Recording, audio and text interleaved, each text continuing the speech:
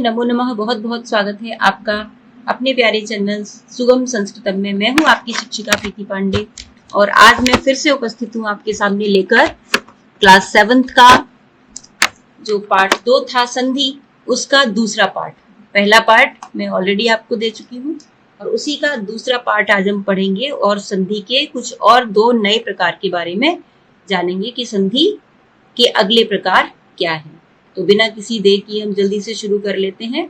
हमने पहले रिकैप देख लेते हैं। हमने पहले पिछले वीडियो में दीर्घ संधि और गुण संधि, ये 2 संधियां हमने समझ ली थी। दीर्घ संधि में क्या होता है? दीर्घ संधि में छोटे और बड़े कोई भी स्वर आए, छोटा या बड़ा, ह्रस्व माने छोटा, दीर्घ माने बड़ा, कोई भी स्वर आए दोनों मिलकर बड़े हो जाते हैं, इसलिए इसका नाम है दीर्घ संधि। और दूसरा जो है गुण संधि, उसमें छोटे या बड़े आ के बाद अगर ई आए तो उसके स्थान पर ए, अगर ऊ आए तो उसके स्थान पर ओ, और अगर री आए तो उन दोनों के स्थान पर मिलकर अर हो जाता है। इनको हमने डिटेल में अच्छी तरह से समझा था। जिन्होंने भी वो वीडियो नहीं देखी है पार्ट 1 संधि, वो देख लें। आज हम आगे बढ़ेंगे और आज हम अपनी तीसरी संधि पढ़ेंगे, समझेंगे, जो कि है वृद्धि संधि। इसका नाम है वृद्धि संधि। वृद्धि का अर्थ क्या होता है? वृद्धि का अर्थ होता है बढ़ना। ठीक है, बढ़ना। तो अब देखेंगे हम इसमें वो कैसे बढ़ते हैं। यहां पर क्या है? पूर्व पद के अंत में अ या आ और उत्तर पद के आरंभ में ए, ऐ, ओ, औ आए। ठीक है, पूर्व पद यानी जो संधि के प्लस के पहले वाला जो पद होता है, प्लस के साइन से पहले, वहां पे अ हो, छोटा हो या बड़ा, कोई फर्क नहीं पड़ता। और उसके बाद में यानी प्लस के बाद जो उत्तर पद है उसमें ए आए। गुण संधि में हमने समझा था कि अ या आ के बाद ई, उ और री आ चुका है। ठीक है, अब उसके बाद री के बाद अगला जो स्वर होता है हमारा वो होता है ए और ऐ। तो अब उसी की बारी है, यानी छोटे या बड़े आ के बाद अगर ए आए तो वो क्या बन जाता है? बड़ी ए हो जाती है। ए के स्थान पर आ प्लस ए इक्वल टू आई, बड़ी ए जिसको बोलते हैं, आई हो जाता है। तो देखिए वृद्धि हो गई ना, जो छोटी ए थी वो वृद्धि हो गई, बड़ी ए में बदल गई। इसी तरह चाहे छोटे आ या बड़े आ के बाद अगर बड़ी ए आए तो भी वो आई ही रहेगी, यानी सेम ही रहेगी। ठीक है, यानी आ और ए के बाद, आ के बाद ए आए तो आई, और आ के बाद आई आए तो भी आई। नेक्स्ट, बड़े आ के बाद ए आए तो भी आई, और आ और आई के बाद अगर आ के बाद अगर आई आए तो भी आई हो जाती है। यानी हर हाल में, हर कंडीशन में आ के बाद ए आने पर वो किसमें चेंज हो जाती है? वृद्धि में, यानी वृद्धि हो जाती है उसकी, बड़ी ए बन जाती है। ठीक है, हर एक कंडीशन के एक एक एग्जाम्पल दिए गए हैं। ये तो है ए का। इसी प्रकार से औ के साथ भी होता है।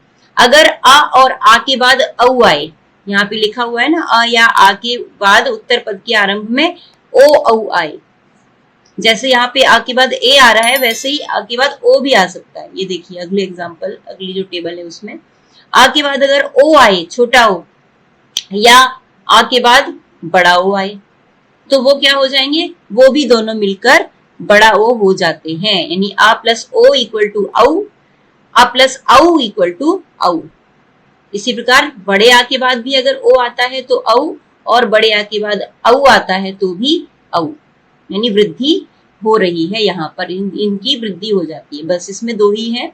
आ के बाद, छोटे या बड़े आ के बाद ए ऐ आए तो उन दोनों के स्थान पर चेंज होकर आई, बड़ी ए, और अगर छोटे या बड़े आ के बाद अगर औ आए या ओ आए तो उन दोनों के स्थान पर औ हो जाता है। इसे वृद्धि संधि कहते हैं। ठीक है, इसमें सिर्फ आ और आ के बाद ए ऐ और ओ औ आएंगे। एग्जाम्पल देख लेते हैं। 1 प्लस 1, ठीक है, 1 1, इसमें देखिए कैसे किया इन्होंने। 1 में जब हम वर्ण विच्छेद करेंगे तो एक के अंत में कौन सा स्वर आता है? अ। ठीक है, एक में से अ को अलग कर लिया। और अगला जो प्लस के बाद वाला शब्द है वो क्या है? फिर से एक। तो यहाँ पर किसमें संधि हो रही है? आ और ए में। यहाँ पर ये दोनों सबसे निकटवर्ती हैं, सबसे पास हैं, सबसे नजदीक हैं, तो इन दोनों में संधि होगी। और आ और ए आ रहा है तो आ और ए मिलकर क्या बन जाता है? वृद्धि संधि के अकॉर्डिंग आई हो जाता है, बड़ी ए। तो हमारा किस तरह की सिचुएशन बन गई? एक का में हलंत प्लस आ और ए मिलकर बड़ी ए बन गया और लास्ट में फिर से का है। अब हम इसको जोड़ देंगे तो क्या बन जाएगा? देखिए, क हलंत है, उसमें जब आई जुड़ जाएगी तो मात्रा आ जाएंगी, दो मात्रा, क्योंकि बड़ी ए है ये। बड़ी ए में जब खुद के ऊपर मात्रा लगती है तो एक लगती है, लेकिन जब किसी व्यंजन के ऊपर बड़ी ए की मात्रा लगती है तो वो दो मात्राएं लगती है। ठीक है, एक कई और लास्ट में क्या है? क। शब्द बन गया एक कई क, ये।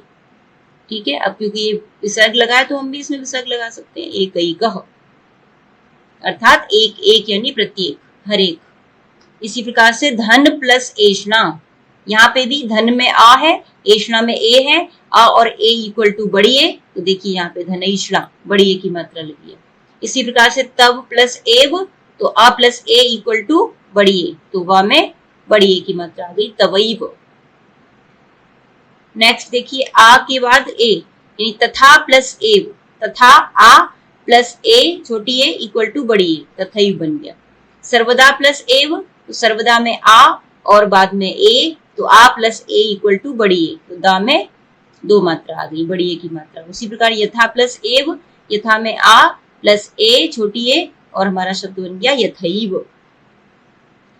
जब भी, यानी सिर्फ एक ही रूल ध्यान रखना है, जब भी आ के बाद ए आएगा तो हमें वहां पर क्या कर देना है? वृद्धि कर देनी, यानी बड़ी ए की मात्रा लगेगी व्यंजन के ऊपर। इसी प्रकार आ के बाद अगर बड़ी ए आती है, जैसे कि मत प्लस ऐक्यम, यहाँ पे आई बड़ी है, तो ये तो सेम ही रहेगी, लेकिन जुड़ जाएंगे, इसका जो आ है वो हट जाएगा, आ और आई मिलके बड़ी ए हो जाएगी। और स्पेलिंग कैसे लिखी जाएगी? मतैक्यम, मतैक्यम। ता पर आई की मात्रा, ये जो ए है वो गायब हो जाएगी और इसके ऊपर दो मात्राएं बड़ी ए की मात्रा के रूप में आ जाएगी, मतैक्यम। इसी प्रकार तव प्लस ऐक्यम, तवैक्यम। धन प्लस ऐश्वर्यम, धनैश्वर्यम। महा प्लस ऐश्वर्यम, महेश्वर्यम। प्रजा प्लस ऐक्यम, प्रजैक्यम। महा प्लस ऐरावतः, महैरावतः। ओके, एग्जाम्पल देख लेते हैं। आ के बाद अगर ओ आए तो वो बड़ा ओ हो जाता है, औ हो जाता है। देखिए, परम प्लस ओजस्वी, तो परम में आ है और ओजस्वी ओ है, यहाँ पे संधि हो जाएगी और क्या शब्द बन जाएगा? परम ओजस्वी। औ, बड़े ओ की मात्रा, और ये ओ जो है वो उसको हम हटा देंगे, गायब कर देंगे। क्यों? क्योंकि ये जो ओ है वो माँ में दो मात्रा के रूप में आ जाएगा, औ, क्योंकि संधि हो चुकी है। इसी प्रकार अधर प्लस ओष्ठ, अधरौष्ठ। जन प्लस ओघ, जनौघः। भव प्लस औषधम, भवौषधम। वन प्लस औषधम, वनौषधम। यहाँ पे क्या हो रहा है? अ के बाद बड़ा ओ आ रहा है। ठीक है, मम प्लस औरसः, ममौरसः। तव प्लस औत्सुक्यम, तवौत्सुक्यम। मम प्लस औदार्यम, ममौदार्यम। आ के बाद ओ, महा प्लस ओघः, महौघः। महा प्लस ओजस्वी, महौजस्वी। विद्या प्लस ओजः, विद्यौजः। महा प्लस औषधम, महौषधम। उसी प्रकार बड़े आ के बाद बड़ा ओ, महा प्लस औषधम, महौषधम। महा प्लस औदार्यम, महौदार्यम।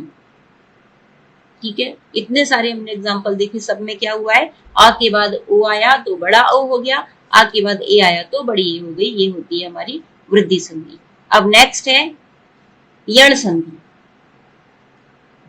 आशा है सबको समझ आ रहा होगा, नहीं समझ आए तो आप कमेंट बॉक्स में बता सकते हैं, तो मैं उसको फिर से एक्सप्लेन करूंगी, आपके क्वेश्चन का आंसर भी दूंगी।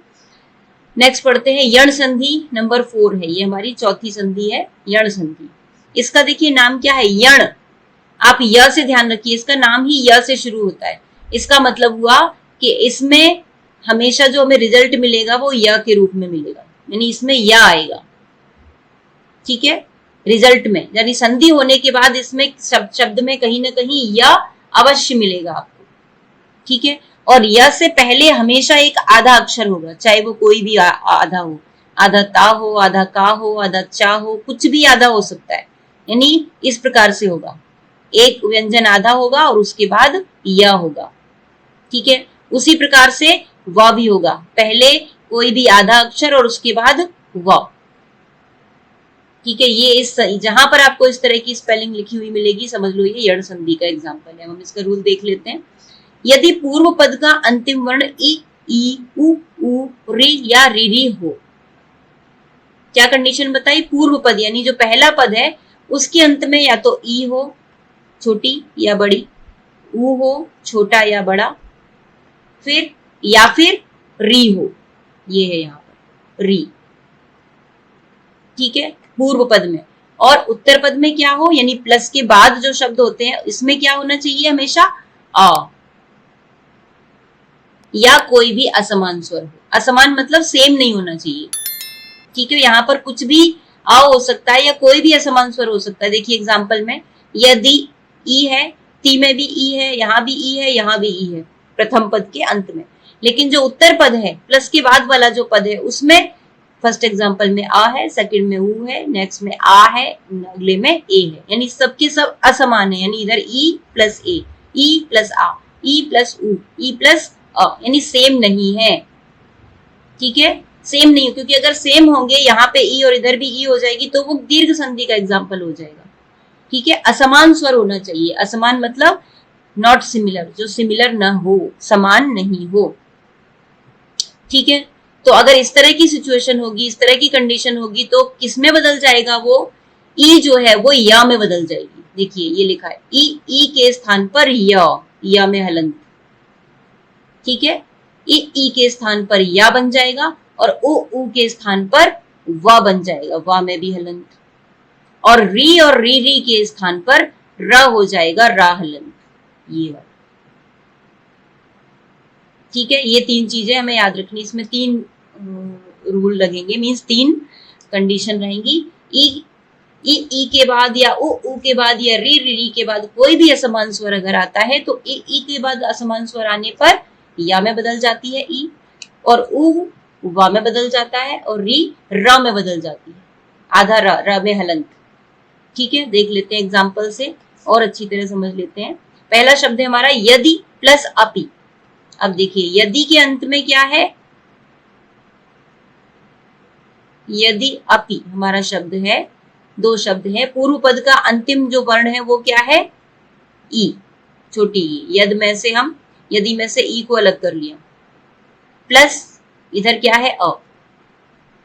अपि है, इसको भी अलग कर देते हैं तो और अच्छे से क्लियर होगा। देखिए ये बन गया। तो हमारी संधि कहाँ पे हो रही है? इन दो स्वरों में, ई प्लस अ।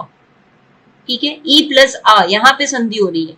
तो ई के बाद असमान स्वर आया अ, तो ई किस में बदल जाएगी? य में, या में आएगा हलंत। ठीक है, ये सेम टू सेम रहेंगे, ऐसे के ऐसे ही लिख लेते हैं हम। यद प्लस या प्लस आ अपनी जगह रहेगा, आ हटेगा नहीं, आ बदलेगा नहीं। ई जो थी वो या में बदल गई और आ जो है वो अपनी जगह पे ही रहेगा, प्लस पी। ठीक है, अब हम इसको जोड़ लेते हैं, सारे शब्दों को संयोजन कर लेंगे तो बन जाएगा हमारा यद। अब देखिए यद में द में हलंत है, मीन्स व्यंजन है। इसके बाद जो अगला लेटर है, जो अगला वर्ण है, वो फिर से व्यंजन है, यानी स्वर नहीं है। ठीक है, द के बाद य है, कोई स्वर नहीं है, तो इसलिए ये द जो है वो आधा ही रहेगा, इसमें स्वर नहीं जुड़ेगा, तो ये पूरा नहीं हो पाएगा, आधा ही रहेगा। अब देखिए, अब आई या की बारी। य के बाद उसके बाद में क्या है? अ है, अस्वर है, तो ये जो अस्वर है वो इस या में जुड़ जाएगा और या पूरा हो जाएगा। ठीक है, और लास्ट में क्या बचा हमारा? पी। शब्द बन गया हमारा यद्यपि। इसको हम ऐसे भी लिख सकते हैं, और द्य को लिखने के लिए एक और हमारे पास लेटर है, इस तरह से देखा होगा आपने, लिखा हुआ विद्यालय वगैरह लिखते हैं तो विद्यार्थी इस तरह लिखते हैं। ये द्य को हम ऐसे भी लिख सकते हैं, और इस द्य को एक और स्वतंत्र लेटर है, ऐसे भी लिख सकते हैं, जो यहाँ पे ऑलरेडी लिखा है आपकी बुक में, यद्यपि। ठीक है, ये जो द्या है वो द प्लस या से ही मिलके ही बना है। ठीक है, समझ आ गया? तो यदि प्लस अपि क्या बन गया? यद्यपि। इसी प्रकार से इति प्लस उवाच क्या बन गया? इत्युवाच। अब ये आधा कैसे हुआ था? ये आपने मैंने ऑलरेडी इस एग्जांपल में समझाया है, इसको भी आप इसी तरह से जब सॉल्व करेंगे तो आपको समझ आ जाएगा। इति का जो ई स्वर है अंतिम उसको अलग कर दिया और ई जो था वो या में कन्वर्ट हो गया, तो ता जो है वो बेचारा आधा ही रह गया, उसमें कोई स्वर नहीं मिला। इस तरह से ये आधा हो गया। और उसके बाद में क्योंकि ऊ था तो ऊ जो था वो या में ऊ की मात्रा के रूप में लग गया। जैसे यहाँ पे आ था तो वो या में जुड़ा तो या को पूरा किया उसने।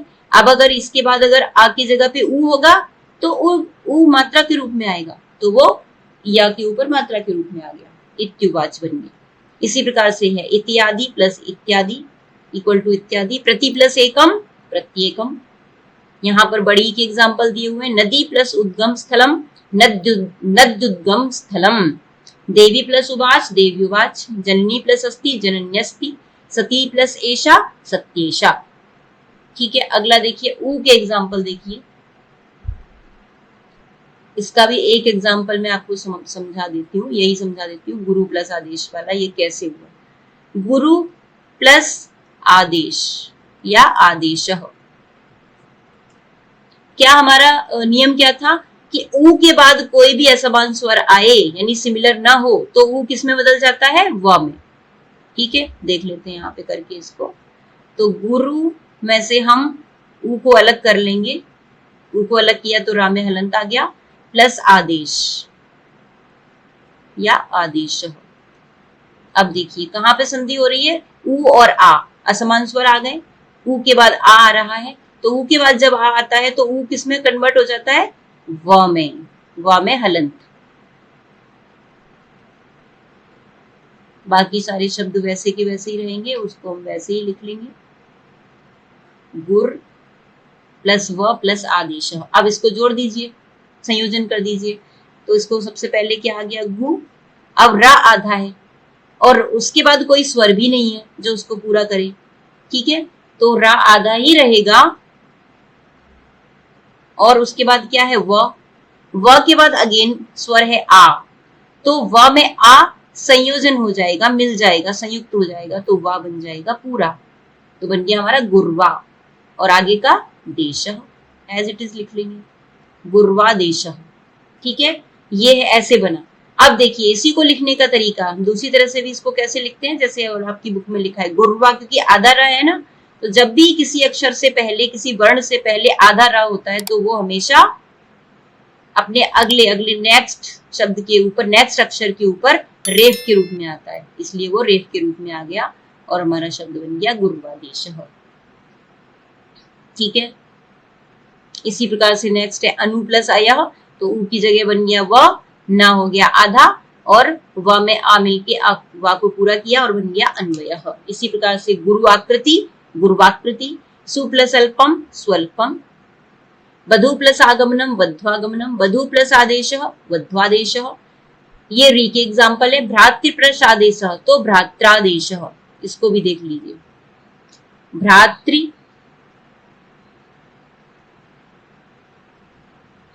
प्लस आदेश।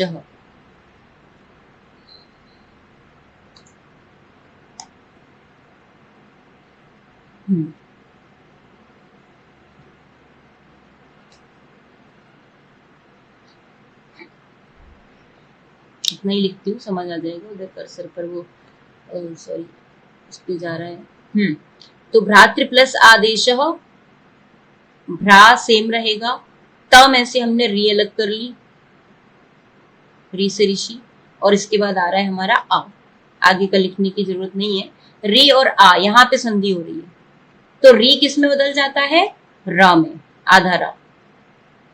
तो कैसे हो जाएगा, भ्रात प्लस रा बन गया और यहाँ पे क्या है, आदेश। ठीक है, अब हम इसको जोड़ेंगे तो क्या स्पेलिंग कैसे हो जाएगी, भ्रा सेम रहेगा। अब ता और रा आधे आधे हैं दोनों, तो ये कैसे लिखे जाएंगे, इस तरह से, त्रा से त्रिशूल वाला त्रा बन जाएगा। ठीक है, भ्रात्रा, क्योंकि ता और रा मिलके त्रा से त्रिशूल ही बनता है, तो ये बन गया भ्रात्रा। भ्रात्रा कैसे बना, क्योंकि र के बाद आ है ना, आदेश का आ, वो रा में मिला और उसने उसको पूरा कर दिया। ठीक है, ये बन गया हमारा भ्रात्रा और आगे देश। भ्रात्रादेश। त प्लस रा इक्वल टू बन गया त्र, और फिर त्र में बन लग गई आ की मात्रा, क्योंकि उसके आगे आ था, बड़ा आ, और बन गया भ्रात्रादेश। इसी प्रकार से पितृ प्लस आ गया पित्राज्ञा, सेम। ठीक है, आगे बढ़ते हैं। नेक्स्ट संधि है हमारी अयादि संधि। अयादि संधि में क्या होता है? अयादि संधि में ए ऐ ओ औ के बाद कोई भी असमान स्वर आए, कोई अन्य स्वर आए, अन्य स्वर मतलब कोई भी असमान स्वर आ जाए।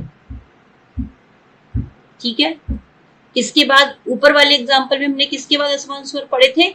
ई और उ और रे री के बाद। अब री के बाद क्या आता है? ए ऐ ओ औ, यही बच्चे। ठीक है, तो यहाँ पर ए ऐ ओ औ के बाद अगर अन्य स्वर आ जाए, असमान स्वर आए, तो किस में बदल जाता है? क्या परिवर्तन होगा? ए का बन जाता है ऐ, यानी ए जो है वो ऐ में बदल जाती है, ऐ जो है वो आय में बदल जाती है, ओ अव में बदल जाता है, और औ आव में बदल जाता है। ठीक है, यानी ए के बाद अगर कोई असमान स्वर या अन्य स्वर मतलब कोई भी दूसरा स्वर अगर आ गया, तो ए ऐ में बदल जाएगी, ऐ आय में बदल जाएगी, ओ अव में, और बड़ा ओ आव में बदल जाता है। ठीक है, देख लेते हैं इसका एग्जांपल। ये देखिए, कंडीशन क्या है, रूल ये है, ए प्लस कोपी स्वर मैंने कोई भी स्वर आए तो ऐ में बदल जाएगा। जैसे ने प्लस अनम। ठीक है, शब्द है हमारा ने, ने प्लस अनम। तो अब न में क्या है? अंत में ए, उसको हमने अलग कर लिया विच्छेद करके, और यहाँ पे है अनम। तो अभी क्या बनेगा? न क्या थी कंडीशन? ए के बाद आ आए, यानी सेम स्वर नहीं हो, कोई भी स्वर हो। तो यहाँ पे कोई भी स्वर है, ठीक है, सेम नहीं है, तो ए किस में बदल गया? हमारी ये अयादि संधि की कंडीशंस लग रही है यहाँ पर, और जो ए है वो किस में बदल जाएगा? आई में, क्योंकि छोटी ए है। अगर ये बड़ी ए होती तो ये आई में बदल जाती। ठीक है, ए जो था वो आई में बदल गया, और उसके बाद लिखा है अनम। ठीक है, और इधर क्या बचा हमारा? न, हलंत। अब इसको हम जब जोड़ेंगे तो ना के बाद आ स्वर है, वो ना को पूरा करेगा, तो ना बन गया पूरा। इधर लिख लेते हैं। इसी प्रकार अब या के बाद फिर से आ है, तो या भी हो गया पूरा, न या, और आगे नम, सेम टू सेम। शब्द क्या बन गया? नयनम। इसी प्रकार से शे प्लस अनम शयनम, चे प्लस अनम चयनम, ने प्लस अति नयति। यहाँ पर बड़ी एक एग्जाम्पल है, गई प्लस अनम। बड़ी एक किस में बदलती है? आय में, तो इसलिए यहाँ पे आपको सभी एग्जाम्पल के जो रिजल्ट है वो आय दिख रहे होंगे। जैसे गई प्लस अनम गायनम, नई प्लस अकह नायकह, गई प्लस अकह गायकह, सई प्लस अकह सायकह। आगे देखिए ओ के एग्जाम्पल। ओ के बाद अगर कोई भी स्वर आता है तो ओ है वो अव में बदल जाता है, तो क्या बना? भो प्लस अनम। ठीक है, भो में ओ है, ओ जो था वो असमान स्वर होने की वजह से अव में बदल गया। ठीक है, तो मात्रा हट गई, ओ का अव हो गया, और जब हम इसको जोड़ेंगे तो बन जाएगा भवनम। जैसे मैंने यहाँ पे ये वाला सिद्ध करके दिखाया, उसी तरह से इसको भी जब आप करेंगे तो ये भी वैसे ही बनेगा, एकदम क्लियर हो जाएगा। नेक्स्ट है पो प्लस अनः पवनः, भो प्लस अति भवति, पो प्लस इत्रम पवित्रम, नौ प्लस एकः नाविकः, पौ प्लस अनम पावनम, भौ प्लस उकः भावुकः, पौ प्लस अकः पावुकः। क्योंकि यहाँ पर बड़ा ओ के बाद कोई भी स्वर आया है, तो इसलिए वो आय में बदल गया। अब यहाँ पे देखिए, क्योंकि इक था तो वो वा में ई की मात्रा लगी है, क्योंकि वहां पे ई था। ठीक है, देख लीजिए इसको। यहाँ पे भी देखिए, पो प्लस इत्रम, यहाँ पे ई था, आ नहीं था, तो इसलिए वा में, अब के वा में ई की मात्रा आ गई। यहाँ पे देख लेते हैं, नौ, इसी का इधर से करते हैं, नौ प्लस इकह। नौ में क्या है? बड़ा ओ, अलग कर लिया, प्लस इकह, कंडीशन बन गई, औ के बाद असमान स्वर आ गया ई, तो औ किस में बदल गया? आव में, प्लस इकह। अब इनको जोड़ लेंगे, न के बाद आ है तो ना पूरा, व के प्लस ई बाद ई है, ई स्वर है, तो व में ई की मात्रा आ गई, वी और कह। इस तरह से बन गया नाविकः। सबको समझ आ रहा होगा। नेक्स्ट संधि है हमारी पूर्व रूप संधि। इसमें देखिए पूर्व रूप संधि में क्या होता है, यदि पूर्व पद के अंत में, यानी जो पहला पद है ये देखिए, इसके अंत में क्या है, ए या ओ, यहाँ पर ए के एग्जाम्पल है, यहाँ पर ओ के एग्जाम्पल है, तो और उत्तर पद के प्रारंभ में अ हो, यानी यहाँ पर अ, इधर भी अ, ठीक है, यानी ए और ओ के बाद अगर अ आए तब उत्तर पद का आ पूर्व पद के ए या ओ स्वर में लुप्त हो जाता है। मतलब अगर कभी भी इस तरह से आए,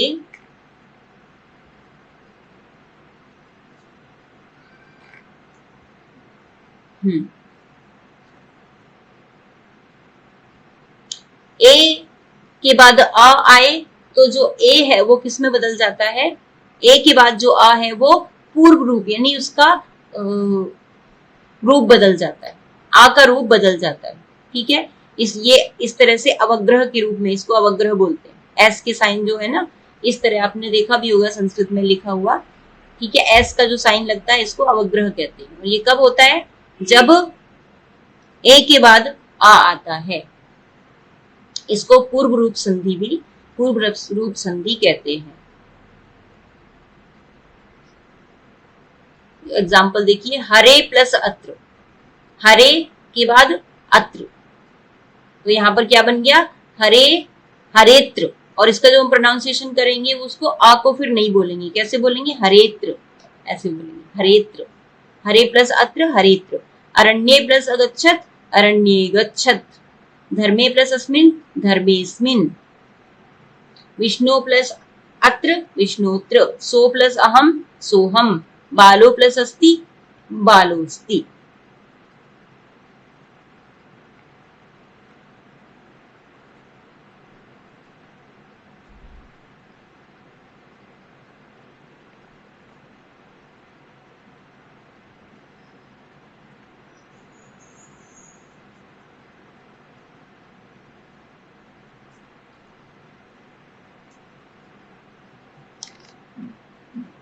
अच्छा, इस संधि को, पूर्व रूप संधि को मैं फिर से आपको दोबारा से बताऊंगी, क्योंकि इसमें, क्योंकि इसकी जो कंडीशन है वो देखिए, इसकी कंडीशन यानी ओ के बाद